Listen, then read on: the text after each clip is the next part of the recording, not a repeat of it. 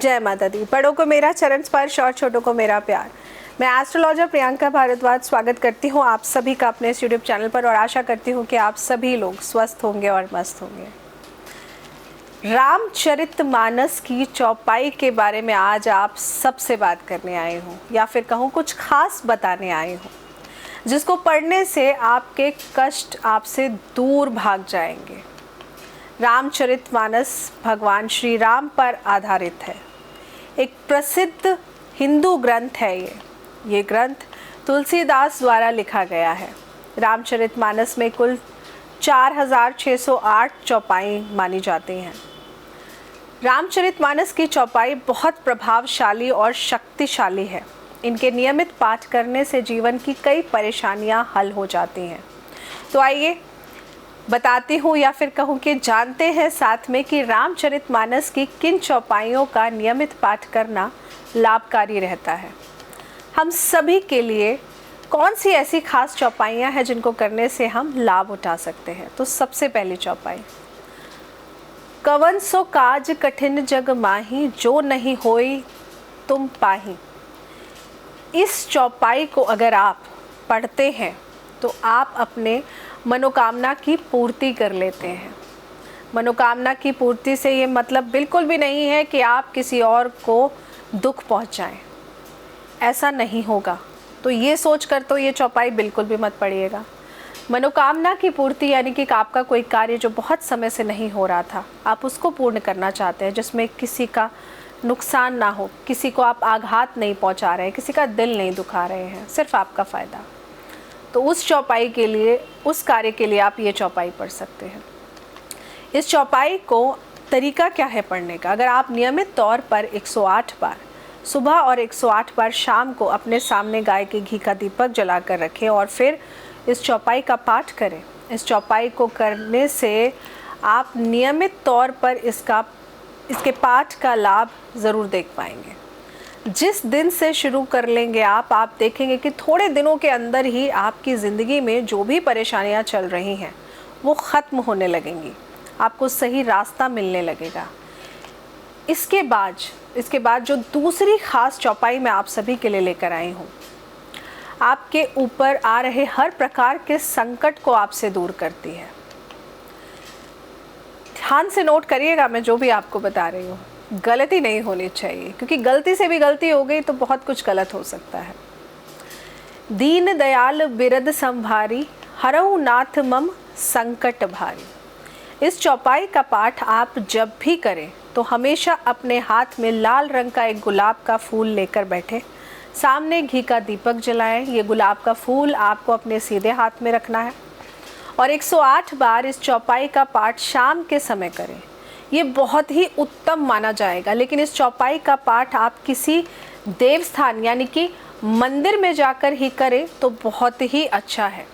मंदिर नहीं जा सकते हैं तो अपने घर के मंदिर में बैठकर कर ले, लेकिन कोशिश करें कि सबसे पहली प्रायोरिटी होनी चाहिए कि आप किसी पास के मंदिर में जाएं और वहां बैठकर दीपक अपने सामने जला कर रखें। लेकिन इस दीपक को जलाना है घी से नहीं, तिल के तेल से। तिल के तेल का दीपक जलाकर रखें और इसको रखकर फिर आप इस चौपाई का पाठ करें।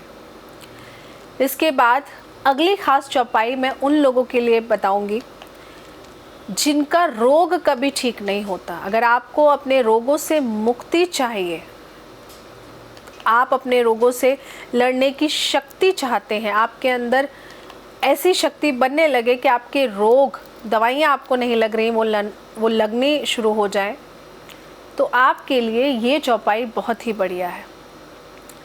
देहिक देविक भौतिक तापा, राम काज नहीं काहू हिम व्यापा। इस चौपाई के चमत्कारी रूप से फ़ायदे अगर आप उठाना चाहते हैं तो नहाने के बाद सुबह के समय एक कटोरी में थोड़ा सा गंगा जल और उसमें जल मिलाकर तुलसी के पत्ते और मिश्री मिलाकर अपने सामने रख लीजिए। घी का दीपक जलाकर रखिए और 108 बार इस चौपाई का पाठ सुबह करिए। पाठ पूर्ण होने के बाद प्रसाद रूप में जो भी व्यक्ति जिसकी सेहत बहुत ख़राब है, जिसके शरीर के रोग खत्म नहीं हो रहे हैं, आप सबसे पहले उसको इसका सेवन कराइए और आप देखेंगे कि 2 से 3 दिन के अंदर उसकी सेहत में आपको फ़र्क दिखने लगेगा। इस चौपाई का पाठ आप नियमित रूप से करें, कम से कम 40 दिन का चलिया लेकर करें, तो आपको इसका पूर्णतः लाभ मिलना शुरू हो जाता है। जीवन में अगर आपको असफलताओं का मुख ज़्यादा देखना पड़ रहा है, सफलता आपके हाथ ही नहीं आ रही है, आपको लग रहा है किसी भी कार्य में आपको सफलता नहीं मिल रही है, तो ऐसे में आप 11 दिन लगातार किसी भी शनिवार से शुरू कर इस चौपाई को पढ़िए। इस चौपाई का पाठ आपको 108 बार करना है, सुबह और शाम, लेकिन 11 दिनों में आप इसका चमत्कारी रूप से फ़ायदा देखेंगे। इस चौपाई को करने का सबसे अच्छा नियम जो है वो सुबह का बताया गया है।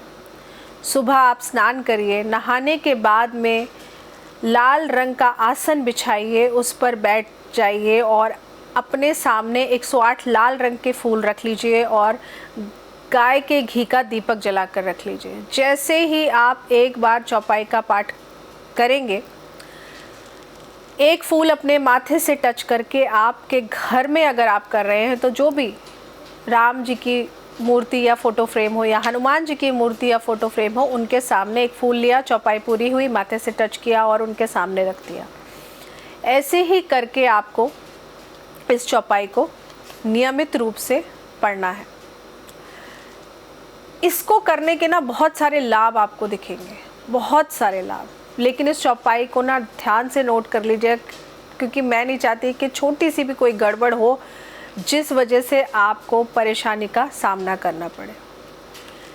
जो तरीका मैंने आपको बताया है, मेरी एक और रिक्वेस्ट है आप लोगों से, जो भी तरीका मैंने आपको बताया है कृपया करके आप प्लीज़ उसी तरीके से इसको करिएगा, नहीं तो फिर आप बाद में मुझे ये मत कहना कि मैम हमने तो किया था, हमने तो पढ़ा था, ऐसा कुछ नहीं हुआ।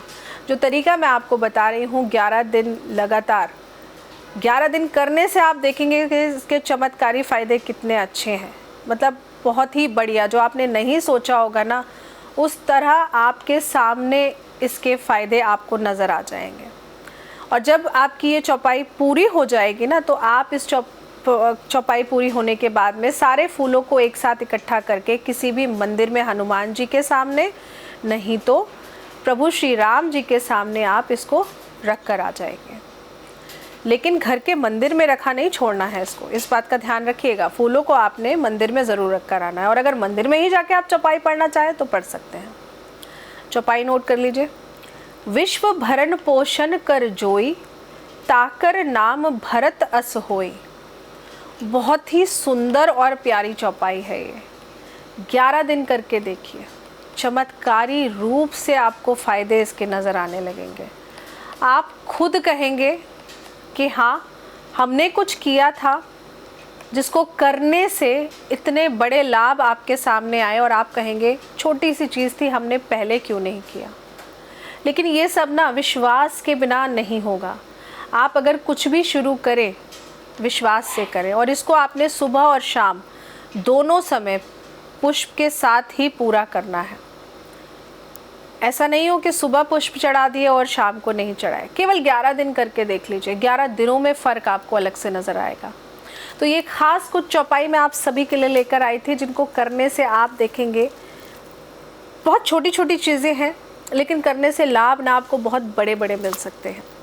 तो आशा करती हूँ कि आपको जानकारी अच्छी लगी होगी। जानकारी अच्छी लगी हो तो वीडियो को लाइक ज़रूर करिएगा। नीचे कमेंट में जय माता दी या जय श्री कृष्णा, जो भी आपका मन है, जो भी आपके इष्ट हैं, वो ज़रूर लिखिएगा, ताकि हमें पता लगता रहे कि आप वीडियो देखते हैं, आपको अच्छी लगती है या नहीं लगती है। और जिन लोगों को भी फ़ायदा पहुँच रहा है, आप सभी से रिक्वेस्ट है, एक छोटी सी 1 मिनट की वीडियो अपनी बनाकर हमें शेयर करिए। अगर आपको अपना फेस नहीं दिखाना तो आप कैसे भी ऑडियो रिकॉर्ड करके भी भेज सकते हैं, व्हाट्सएप कर सकते हैं।